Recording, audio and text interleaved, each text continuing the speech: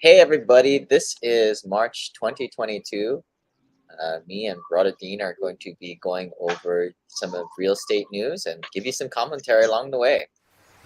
In Hawaii, there's so much to do. There's hula, there's surfing, and real estate too. We just two local guys with so much to say. So listen to the Real Estate Braddahs today.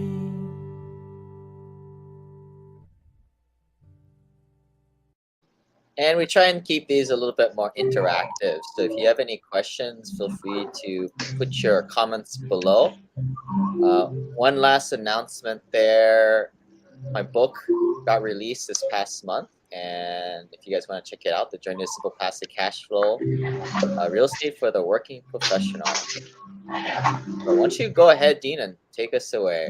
Hey, thanks everybody for joining us. Yep, my name is Dean Ueda. I'm a former CPA, now a real estate investor and realtor. You can find me at youtube.com/real estate of Hawaii. But yeah, as we always like to say, let's just jump right in to what we have to talk about. I think last month I was talking about a Japanese festival that was coming around, and since today actually is falls on a Japanese celebration, I figured I'd mention it again. So March 3rd, or the third day of the third month, is Girls' Day, celebrated in Japan and in Hawaii too, also known as Hinamatsuri.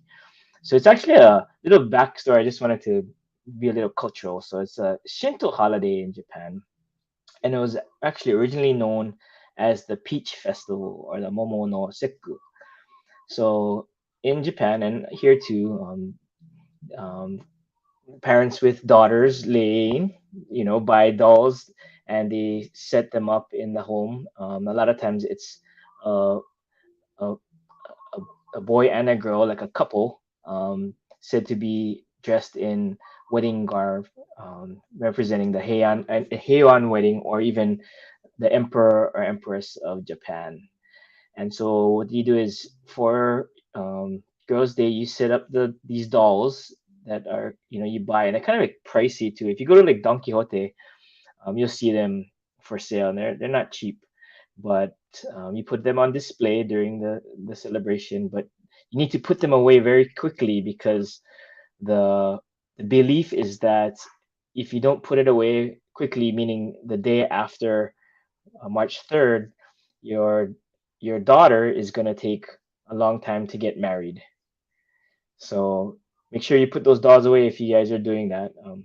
But on Put a the side note, dolls away, right? That's the takeaway. yeah, Put the dolls unless away. you don't, unless you want to I don't need no treasure your. dowry, man. Yeah. Did you guys do anything for Kira? She got a shirt from grandma. Oh, That's that's what she cute. got. Right, right, Yeah. right, right. Oh, that's neat. So yeah, to your point, it's also you pass out snacks and gifts to the girls. In Japan, they actually have parties, and they drink a light non-alcoholic sake called amazake for that period. So yeah, it's a little cultural information for you, rather than, I don't know. I'm sure we'll be talking about Ukraine on your side, Lahaleen. Yeah. Yeah. A little bit. But I So was Googling why is there no Boys' Day? So they opted out of Boys' Day and turned Boys' Day into it's Children's called Day. Children's Day, yeah, and that's the fifth day of the fifth month. And so in May we can talk about that one. Maybe it'll fall on the first Thursday of the month. But yeah, yeah, There just is no Boys' Day anymore. yeah. But we call. I mean, we still. I think in Hawaii we still call it Boys' Day, right? When is that? The fifth, May 5th. May 5th is Boys' Day. Yeah, yeah, yeah, yeah, yeah. So February 2022 real estate statistics. Again, this hasn't come out yet, so this information is going to come out usually by Honolulu Board of Realtors releases it on the sixth day of the following month.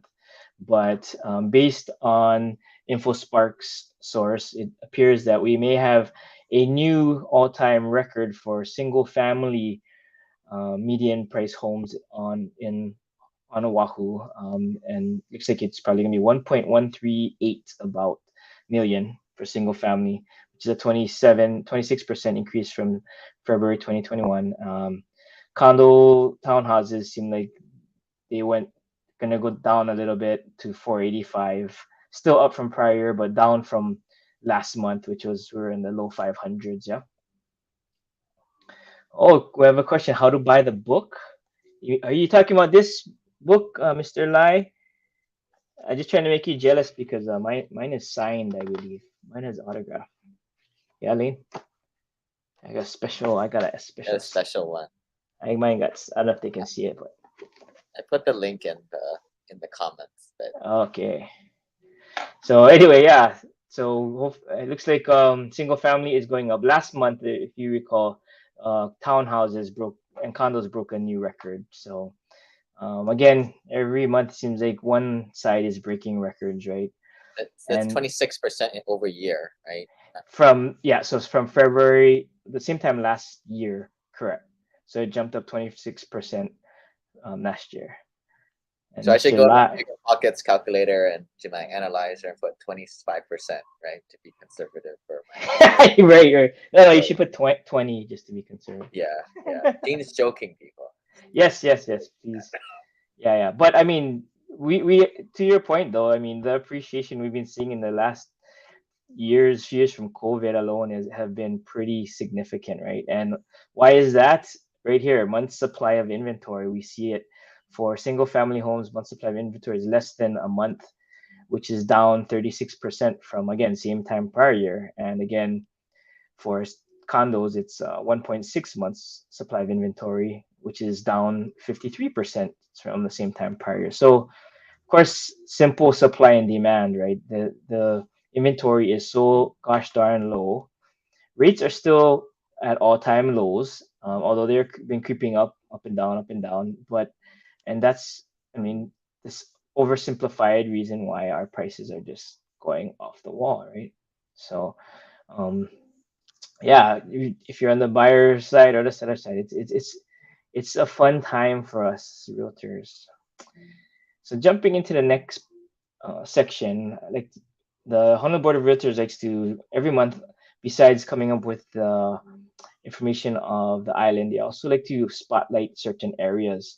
So for January, for single family homes, they spotlighted Eva Beach area or Eva Plains. So the median single family price for Eva Beach is 920,000, slightly lower than for all of Oahu, but it's up 18% from same time prior year. Days on market you see is 10. On the condo townhouse side, they decided to spotlight Waikiki condos specifically, and so the median condo price for January was 424,000, up 15%. Yeah, days on market you'll see it is high relatively speaking. A lot of it's because of the type of inventory that's in Waikiki. Of course, a lot of town condos, and there's also a bunch of leasehold things out there. So as well as short-term rentals and things of that nature. So what I wanted to bring up was right next door in the neighbor to Waikiki is what they're developing now, Kaka'ako. So I wanted to show you the difference in terms of the median condo price in Waikiki, and then you walk right over to a few blocks away to Kaka'ako, and on the next slide, Lane, I put the statistics for February, and so the median single family, I'm sorry, no single family in Kaka'ako. So the median condo prices for February are $1 million, and again 22% increase from same time prior year, but big difference from the 424,000 in Waikiki. Yeah? Look at median days on market, 15 days compared to the 35 in Waikiki, and closed sales you see as 33. Big part of that is the big boom in construction in Kaka'ako for a really long time now. So newer inventory, we got a lot of luxury stuff out there. But it's so interesting how this is like a stone's throw away, and it's one neighborhood over from Waikiki, and you have a big difference in terms of median prices. Yeah, so as there's a lot of truth to the saying where real estate is local, right? So and how we talk about, especially on the mainland lane, when you're saying, in the suburbs, you could cross the street, and one side of the street you have, you know, A class property, $500,000 per homes, and you go across the street and you have, $200,000 homes, C plus Yeah, not the properties. case here, right? It's all pretty as much the same for Hawaii. From that standpoint, yeah, but the price, yeah, is the point, is a big difference, yeah, and the inventory too is so different. So that was the whole what I wanted to point out in what the HBR had to say, and then I just wanted to point out right next door the Kaka'ako inventory, which is crazy. When we talk about new construction all the time too, right? In terms of, I think last one we talked about Ulana and Ililani too. In which case Ililani, sorry, Ulana, they just had their um, lottery. But anyway, I digress. So, of course, I always like to talk about my scam of the month to have you guys, watch out for these things. And, every month is super cool because it I feels like it's very applicable. The scammers are very innovative. And the reason why this is interesting is because I started using QR codes in my marketing. So, beware, let the buyer beware. So, since QR codes are becoming so popular, either, restaurants, you need it, especially because of COVID, so that have touchless menus and you can pull it up on yourself. But, they're easy to generate. So criminals can easily fake these codes. So what they do is they place a fake code at, say, a retail coffee shop, or encourage you to get free Wi-Fi, right? So they place the code, could be anywhere, like even by a parking meter, and they for payment. So they get you to scan it, and then they steal your payment information or send you to a malicious website. So be wary of the QR codes that you're accessing, right? They use it because it's convenient, it's easy to trick people.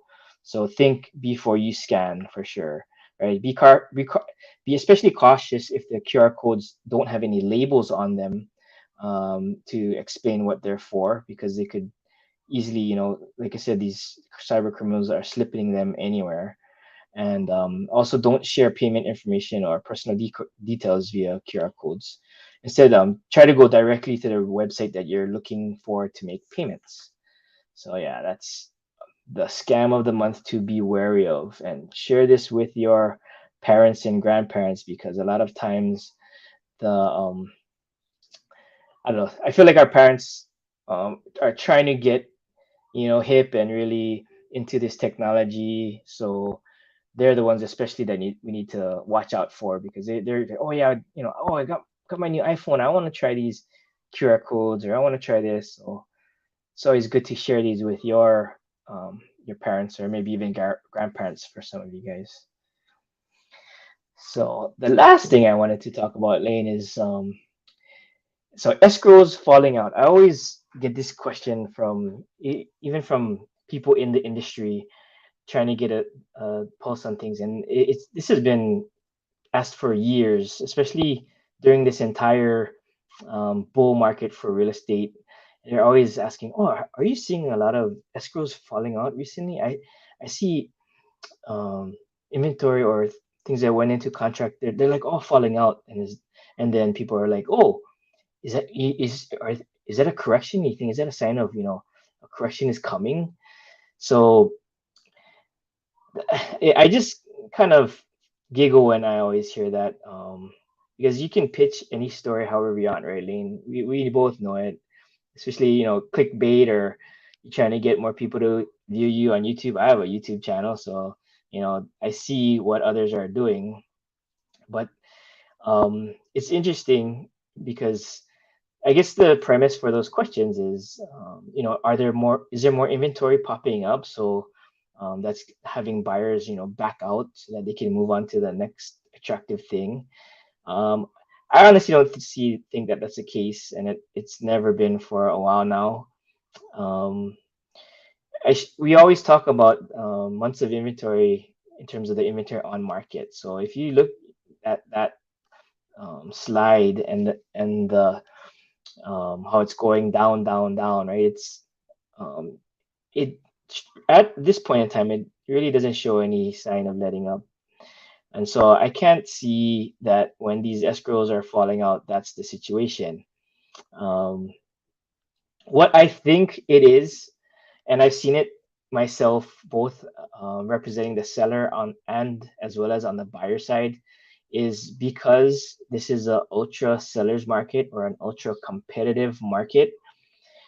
The buyers are getting frustrated, right? So they're putting in 10, sometimes 20 offers in and losing out every single time, right? So they get so frustrated that it comes to their 16th one or the 21st one, and there's like, oh, you know what, I'm going all in on this next one. We're gonna put in 100K over asking. We're gonna throw in all the bells and whistles. We're gonna escalation clause, no cap, appraisal clause, no bottom.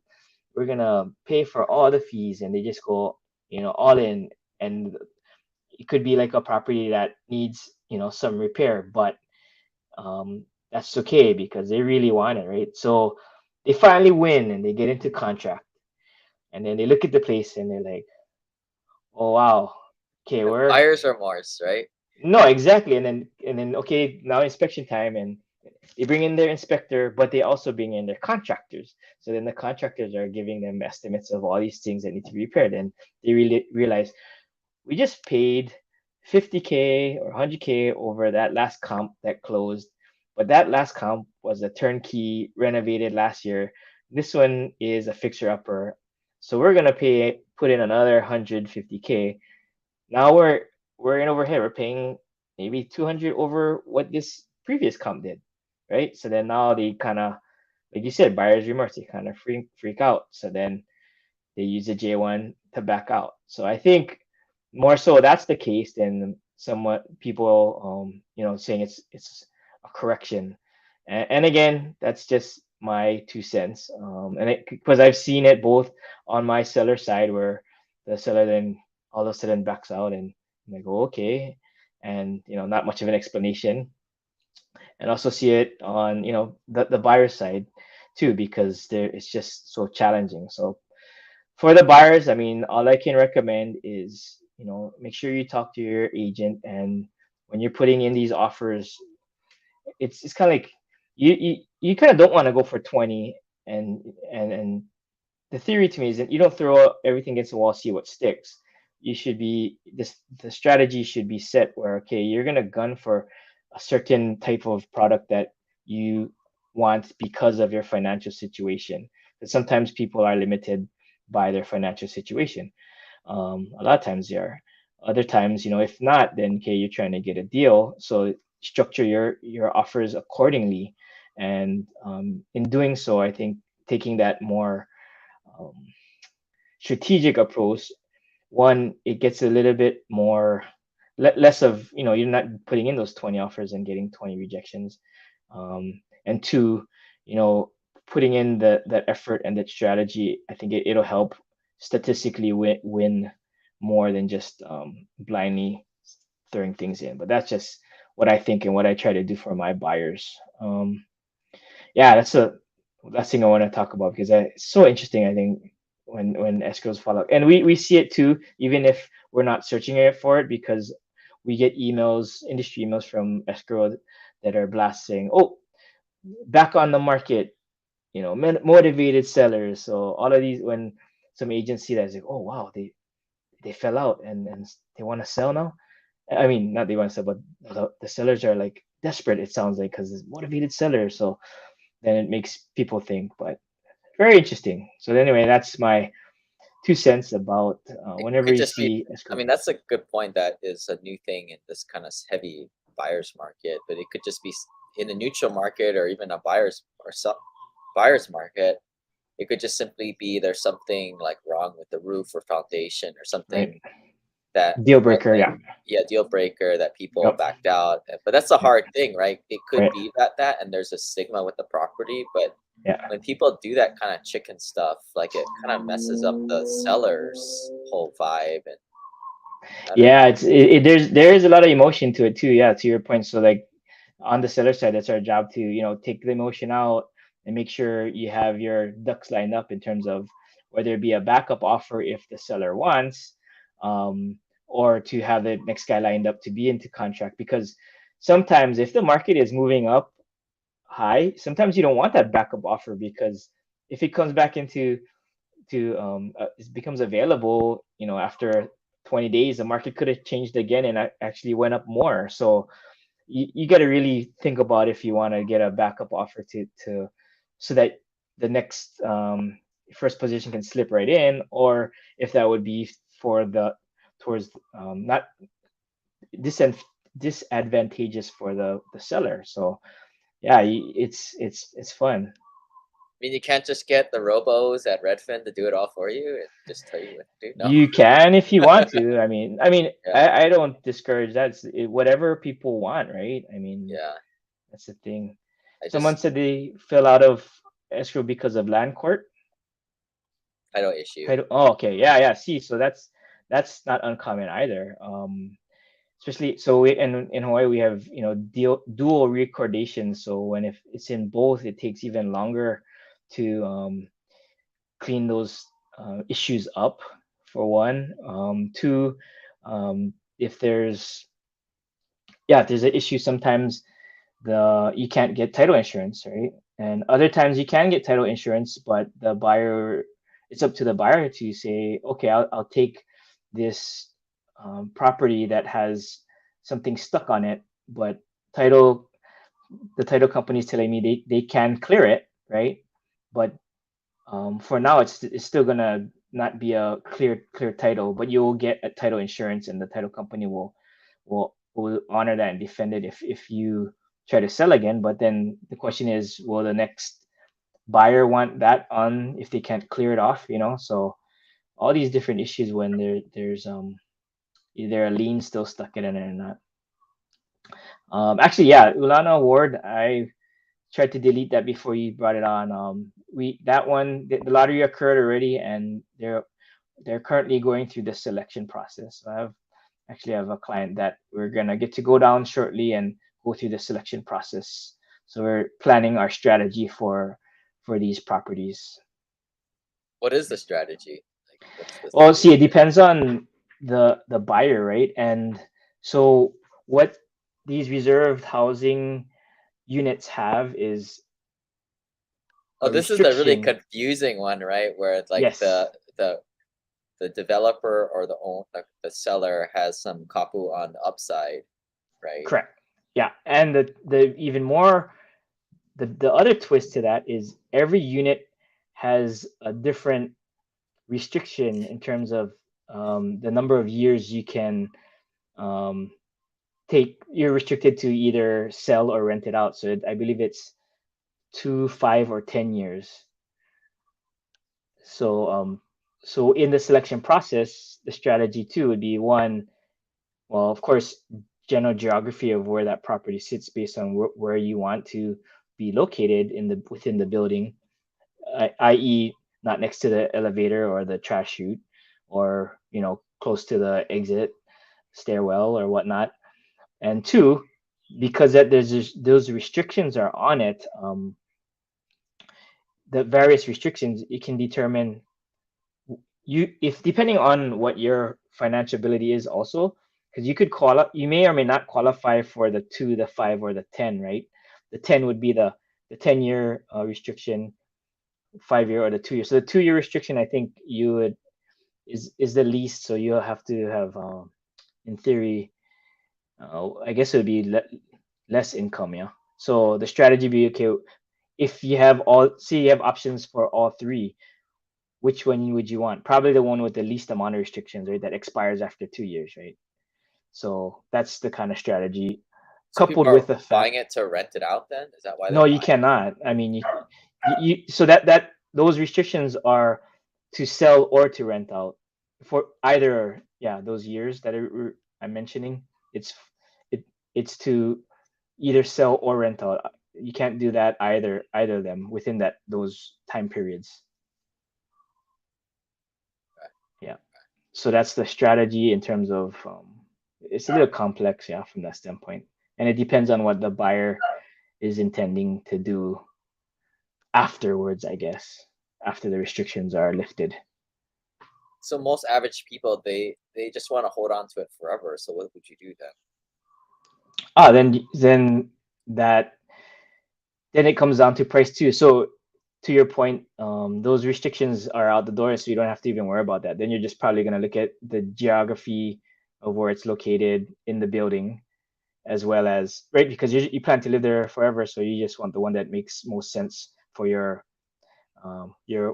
what your wants are in terms of, oh, I'd rather be close to the elevator. Oh, I don't want to be next to the trash chute because people are going to walk by there and dumping it all the time. So then it just becomes more one of those kind of strategeries. Well, wouldn't they just like get all the bids together and they just stick, from highest to lowest and then divvy up the floors that way, the higher floors being more expensive? So I'm not exactly sure. Yeah, I just was invited earlier this week. So and we have a specific day in March that we have to go show up 15 minutes before, and then we have 5 minutes to select our unit. So it's gonna be really interesting. We Not show up at the sales office and we have 5 minutes to select from what's available. So not like you run your butt up the stairs and put a flag on the higher unit. Stick it in the ground. Yeah, like the Louisiana Purchase. Yeah, what movie was that? The one with not Harrison Ford. Oh yeah, I remember that. There's the one where like they had the guy who would cheat and they would go out the day before and then they would make the horses all tired and they would stick their flag in the ideal plots. That one, right? Yeah, this what it was Mel Gibson was do you, what movie is that? I don't know. It's very good feeling though, because I remember him sticking the flag in at the end, but I don't remember what movie it was. Yeah, Shucks. It's really old. It's like 80s or 90s. Yeah. Oh yeah. I don't think it was. Was it Braveheart? Right. It was. No, it wasn't. But imagine like that would make some pretty good TV. Ulana Ward Village. You up the stairs, and then you're able to trade after. Right? Like the good old days. Right. You barter because you grabbed one, but you can, once everything settles in, you can start like moving around, right? Yeah. So you literally like line up in the stairwell and run all the way up. Some people are gonna be like, I'm super slow, I'm just gonna take the second floor. Okay. All right. Well, we'll be kind of going through these pretty quickly, but if you haven't yet, check out my podcast, Simple Passive Cash Flow Real Estate for the Working Professional, where we talk a lot about taxes, investing in syndications, investing in the U.S. mainland, being less active as a real estate investor, mostly a credit investor type of activities. A lot of the stuff we do is private equity, and this is a great example of a private equity deal where I'm not investing in this, and I don't particularly think it's a good deal, but WNBA is announcing a $75 million capital raise to improve their growth strategy, probably basically to pay for a lot of Facebook ads or social media ads and some internet marketers to go at it. But here's some 6 creative concessions that attract residents. First, upgrades to the property. Freebies included. These would be free parking, free Wi-Fi, amenity packages, some self-storage, some smart devices, drop in the pet fees, and then some move-in incentives such as like a free moving truck. A few of these things I don't agree with. We don't do these on our properties, which are we always have the pet fees. That's a big no-brainer that we think that I don't agree with. Smart devices, we typically have Class B and C properties, so we just won't do that. And I don't even think that's smart for Class A properties, because Class A property, one guy wants Alexa, one person wants the Mac thing. Some people don't want them; they think you're spying on them, right? So can't make anybody happy. But yeah, if you guys are landlords, these are some of the lists if you want to put in some concessions for your tenants. But do those Amazon drop areas by the postal pickup, or do those add any value? The lockers, yeah. So a lot of That's a way to lower your expenses as an operator because now you don't need as much staff because that can take up a huge part of the day. That's a big Yeah. chore Yeah. to do. Yeah. So the idea is to get the Amazon locker on your property. I don't know how much they cost. I mean, they're not cheap. I'm guessing like $10,000, $15,000. Mm. But by having that on your premises, now you can eliminate that need for that extra staff to be screwing around with that activity for an hour or two a day. With that stuff, tenants can just go and pick up their stuff. Hmm. Let's see. A lot of good news in terms of the market, multifamily market polarized by rent income. Pandemic second year witnessed a robust rebound, and we're going to be seeing a lot of this news in different slides, but from different sources. Multifamily construction hits its highest level since 1941. It's Wow. still going to take some time for those units to become available to meet housing demand amidst labor and construction material shortages. Completion of these units should help with rent pressure, but rents are still going up, So although you still probably slowing down. do you still see a large supply chain issue for either raw materials or appliances? Appliances and the windows are the big one. Windows is Mm. always the number Still one, yet. but luckily this is it's not like a car where if you don't have the windshield, you can't ship the product, right? Like Mm. apartments are, well, you may not have the refrigerator, but the tenant's still going to move in there with the higher rent, and maybe you just say, well, we're not going to charge you X amount until that refrigerator gets in. We just charge them anyway for it anyway. But top 10 multifamily markets by units delivered, and this is Dallas, Houston, Miami, Austin, Atlanta, DC, Orlando, Los Angeles, Charlotte, Phoenix. So this is where a lot of new development is going in. Right? And why is this? Rising interest rates, a national labor shortage, evolving migration patterns, and changes in renter preferences. Inflation, raising wages have also played a role into the apartment market. And renters have moved from less expensive markets where they're able to pay rent because it seemed relatively cheap compared to the higher rent markets they moved away from. So basically moving in from the coast to the inwards. Here's something that a lot of people watch is like the more progressive locations like New York, Seattle, Hawaii, California, where you're going to have these you can't there's no like good cause eviction laws, what they call it. Basically you can't evict people. Yeah, let's just move on, right? So here I was watching this purchase for quite a while, and it finally kind of came out who the buyers were on this. Okay. This is Oasis Townhomes out in Waipahu. I don't know if you've ever hung out around here. I've never hung out there, but I know where it is. It's a pretty big complex down. Yeah, Yeah. you've never. There's only maybe a couple of these types of apartment complexes on the island of Oahu, where it's like this big, sprawling complex. This was 406 units. Oh They crap! have I these. know exactly which one that one is. That's actually kind of nice.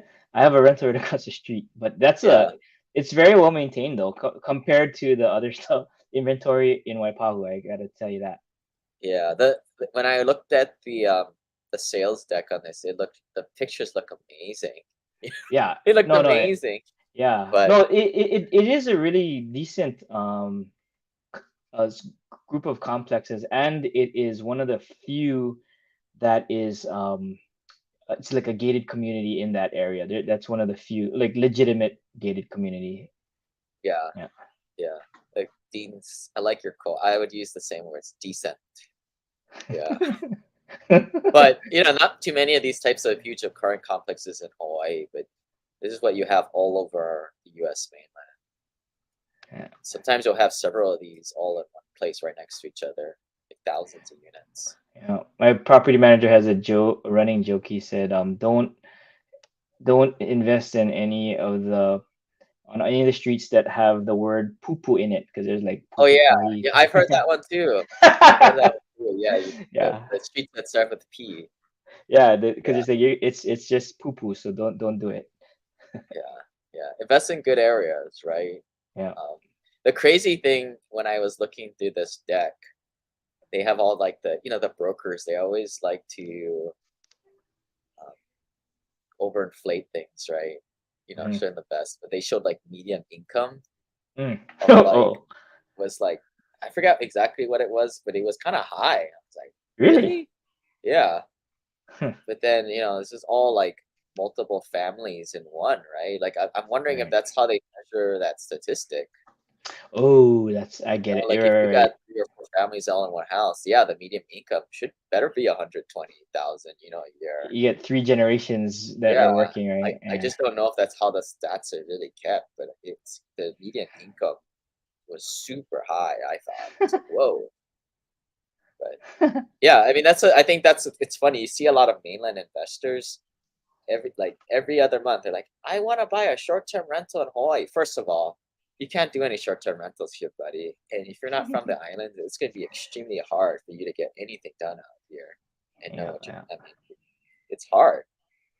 That's why Maybe there's no. next, yeah, maybe next one we should talk about that too, like short-term rentals in terms of, um, it's like an in between, like a sweet spot, like more than a month but less than 6 months. I don't know. Anyway, okay, I Yeah, digress. that's Right, that's the loophole now, right? right, That I'm sure. exactly. It is because you can But find people who are willing to do a 30-day, so that's greater than what the state yeah, considers that. So but you what those or guys do, right? They call it a 30-day, but then they tell the tenant, you can, if you want to go after 2 days, that's cool too. That's how they get. I mean, that's how they get oh, around with it. well, the problem with those is you can't get it marketed it nicely like through Airbnb, right? Versus No, but they do. That's how they get on Airbnb and they oh get it out to the big market that will pay more. They uh list it as a long-term rental, but then they do all these games and stuff like that, which interesting. to me, it's okay if you want to gamble every single rental, but Yeah. that's Well, the not state's that's still not. gonna they still get their transient accommodation taxes, which is ridiculously high, right? So that's all they want. Yeah, yeah, but it kind of hurts if you have all these like transitory houses. It kind of hurts the neighborhood, but It does. It does. Yep. And it just pisses everybody off. Exactly. It yeah, in theory could reduce the value of the neighborhood prices. right. In theory, yeah. Yeah. Joint Center for Housing Studies from Harvard University. They write some pretty cool articles. Here, rents climbed rapidly, but if they split apart like your higher end stuff, your medium stuff, and your lower end stuff. The higher end is going up much higher in Wow. rents, and that makes sense because the white collar folks that were working from home were pretty much unimpacted from the pandemic. In fact, they are probably left stronger because they weren't able to spend all their money on vacation, sporting stuff. But the low end were hit harder, this is a unusual recession where Mhm. not everybody was impacted relatively the same, and some were left stronger. Mhm. Mhm. Uh, Vacancy rates are plummeting, which is a good thing.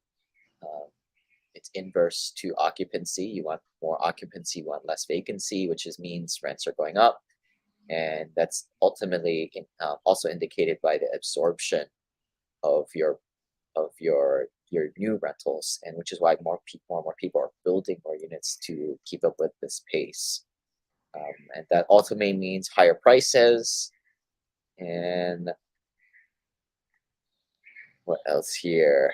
And if we just a little bit of a history lesson in the last couple of years, we had a lot of government intervention with a lot of stimulus plans and CDC orders for non-evictions. Sometimes we forget, and we're just kind of coming out of a lot of this strange government intervention. Ready for the U-Haul report and the van lines? Yep. I love those. So the U-Haul report tracks the movement of more your budget conscious type of renter or person. And if you were a broke kid who went to college, you probably moved your stuff in the U-Haul with your buddies. If you got a van line to do it, you're probably a spoiled child back then. Or you're an adult who has a higher paying job. There So you go. we'll get to that later. So the U-Haul report, the top 10 growth states that U-Haul says a lot of people are moving towards were Texas, Florida, Tennessee, South Carolina, Arizona, Indiana, Colorado, Maine, Idaho, New Mexico. You're not going to find Hawaii on this one. Nobody's using a U-Haul to move over to Hawaii. So, but I'm probably guessing not a lot of people moved into Hawaii. If they did, it would be on the van line report, which those top 10 states that moved in were Vermont, South Dakota, Carolina, West Virginia, Florida, Alabama, Tennessee, Oregon, Idaho, Rhode Island. So there's more white collar workers theoretically. Yeah, I think what that is, I don't know what Vermont's got going on, but South Dakota, I think those are just your more remote workers going up there. Not a good place to invest, in my opinion, South Dakota. South Carolina, I know I think Boeing's out there. Florida, Alabama, Tennessee, that kind of mimics the UHaul report. And then some moving out. They have some statistics where people moving out of. That's New Jersey, Illinois, New York, Connecticut, California, Michigan, Massachusetts, Louisiana, Ohio, and Nebraska. Ohio. I would bet. Yeah, I mean Hawaii just doesn't have too many people, which is why we don't ever hit the maybe if it's like per capita it might be different, right? Yeah, and Hawaii, frankly what it is, it's just the rich people move into Hawaii and the people who can't afford it moving out. They're not getting a van line. Yep. You just get kind of poorer and poorer, Dean, and the whole mix of things essentially in Hawaii. Yeah. Hyperinflation is real and it's just getting worse, right? Yeah. Apartment occupancy continues to climb. The Sunbelt markets continue to dominate the leaderboard. West Palm Beach, Tampa, Phoenix, Orlando, Fort Lauderdale, Austin, Las Vegas, Jacksonville, Miami, Raleigh, Durham were some of the bigger growth ones. Nice. One that they kind of talked badly about here was Minneapolis, St. Paul, which is actually below the curve. Sunbelt, mountain, desert regions combined to account for more than half the nation's apartment demand in 2021, led by Fort Worth, Dallas-Fort Worth.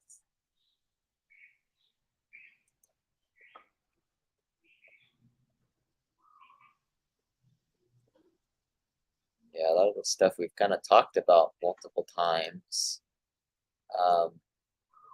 Here's my book information again. If you guys want to check out the audio version, you can go to simplepassivecashflow.com/book. But I guess let's to wrap things up, unless anybody's got any questions here. Let's talk about this Ukraine thing, right? Like,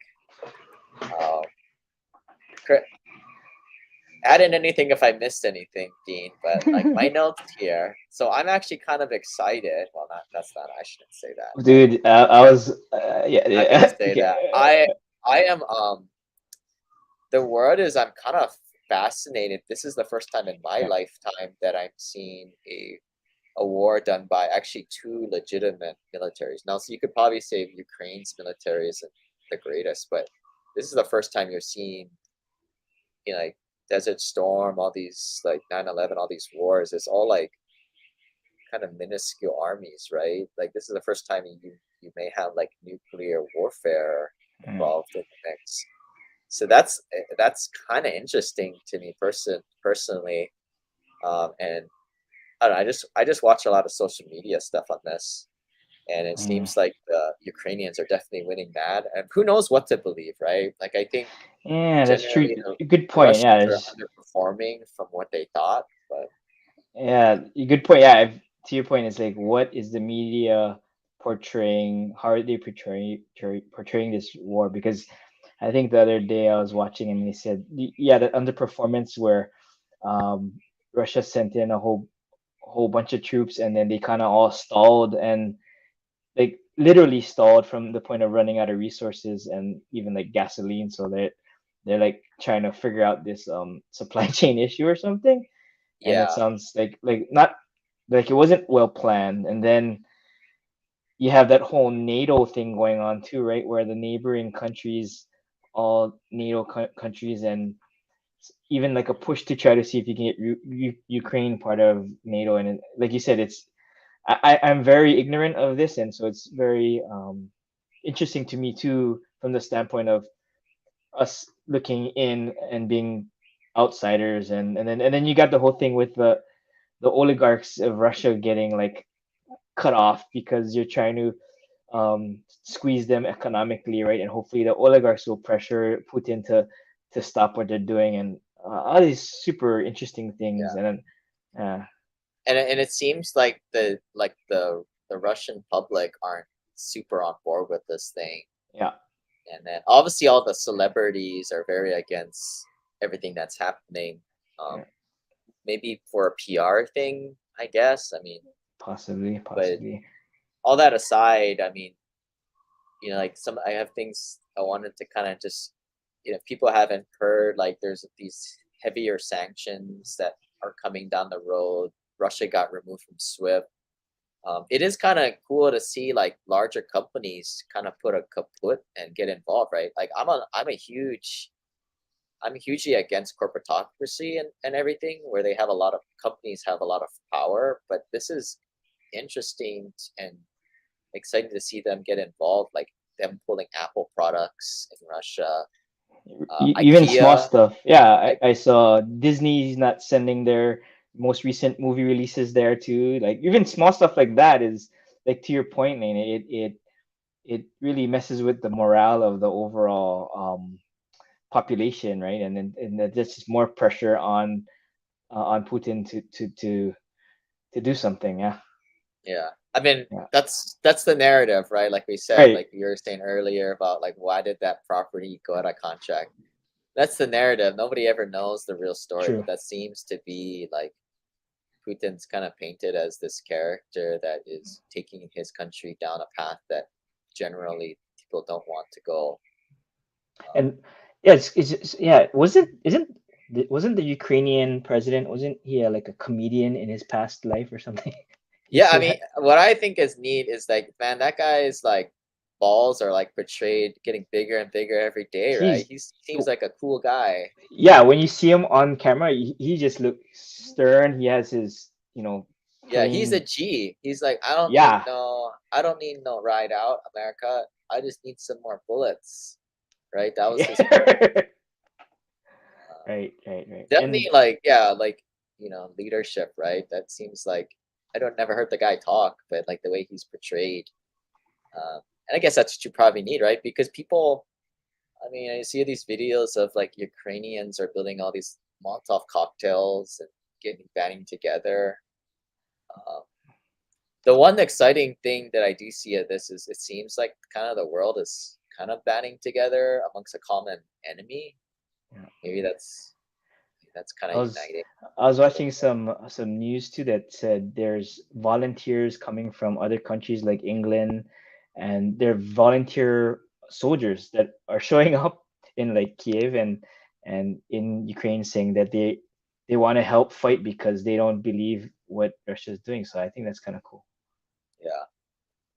Um, I think this is like so like what you guys sent in a question here. What are the investment plays when you're factor Ukraine hyperinflation, oil and gas, especially widening wealth gap and income gap? I'll do some of my thoughts and maybe Dean if something comes to play, and we'll caveat this all that we don't think that this is a great thing. I mean, people are dying, of course, but we kind of just people want to know our opinion investment wise, money wise. But I just thought it was kind of weird, like it's been about a week now, and the stock market like shot up, and that's why I don't invest in stocks because damn thing doesn't make any sense to me.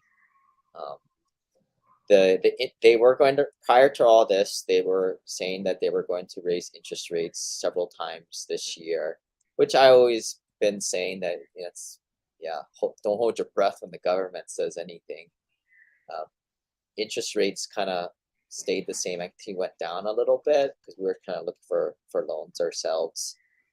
But that's whether, I mean, essentially what the Fed does is they use the interest rates, they pump the interest rates up so that they can lower it when things go bad. And this isn't a prime example, right? It's kind of an uncertain circumstance. So they kind of halt that.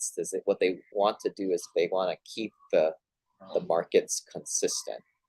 But on the, logically in a war, you would think that they would halt that increase of interest rates because that would be a negative thing on people's financial outlooks. Come to find out, the stock markets did pretty well. Again, that's why I think it's just crazy. I don't like stocks. That's the reason. It doesn't make any sense to me. So who knows? Maybe interest rates will keep going because the Fed is looking at the markets and be like, all right, well, none of y'all think that this is impactful. We're gonna raise the rates as they're playing anyway.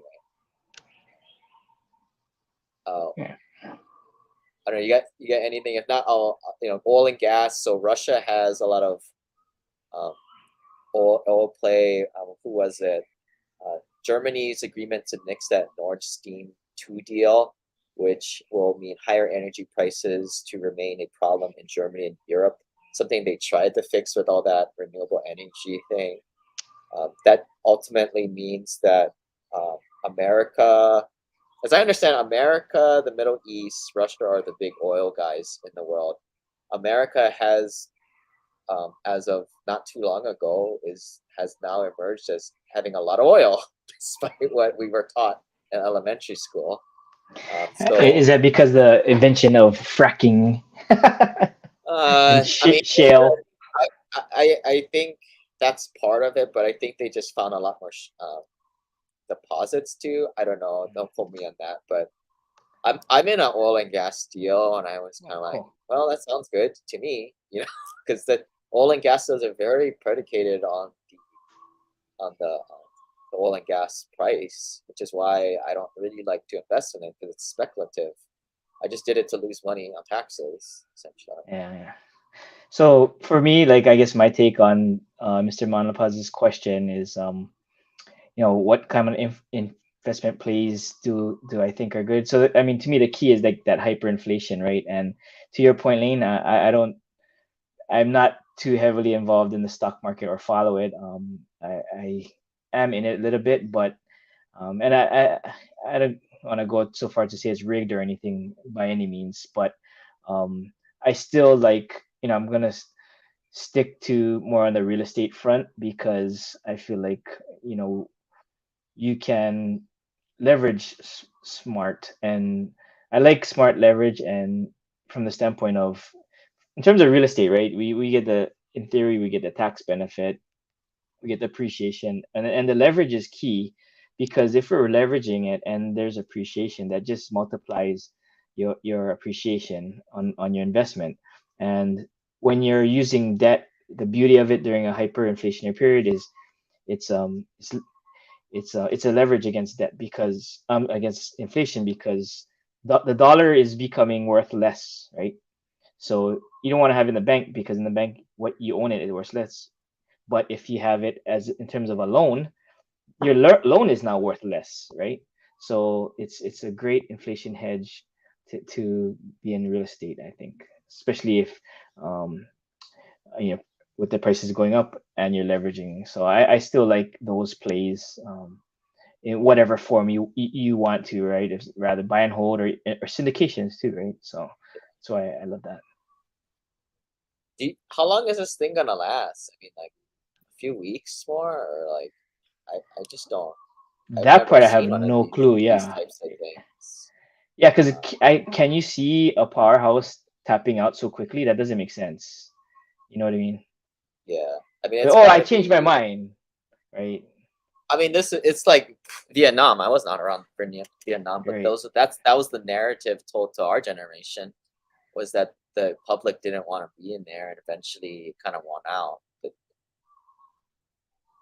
I don't know. I mean, I'm sure there's a lot of things I'm not aware of, or you're not aware of. I think it's different too from the standpoint of the U.S. isn't getting nearly as involved, right?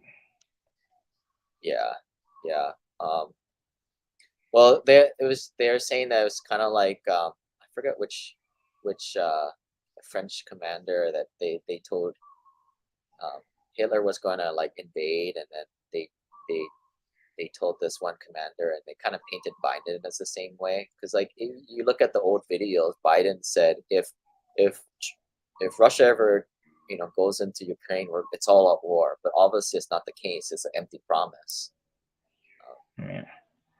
But I mean, it's hard, right? As a world superpower, yet the quote unquote politics, and so yeah, I can't even imagine, and I'm ignorant of 99% of all of these inner workings of what has to play out, right? I know like China is more like the China going in Taiwan is a lot more impactful to America, and it seems like China has caught up. Maybe they got the impression it's like, oh shoot, if we do what Russia did, the world is going to start to put sanctions on us, and it seems like maybe they got taught vicariously a lesson, and so maybe that's a good thing. Hopefully. Taiwan has all the chips. That's the big thing that is pretty impactful that I follow. Since a lot of those Sunbelt states, they have the new chip plants up there, like the Intel plants. That's a big thing that they're trying to take over that and get somewhere near Taiwan on that type of stuff. But I don't know. Dee and I don't have all the answers, and we're just a couple of guys. And I think this is why we just invest in boring old real estate, since we don't have to be freaking experts on this type of stuff. But if you guys have any other comments or commentary, feel free to type it into the comments below. I'm always looking for more things to think about. But other than that, Dean, any other final parting words? Nope. Just keep charging forward, and happy Girls' Day. Yeah, happy Girls' Day, and hopefully we'll be here next month. Yeah. All right. See you, everybody. Bye. Peace.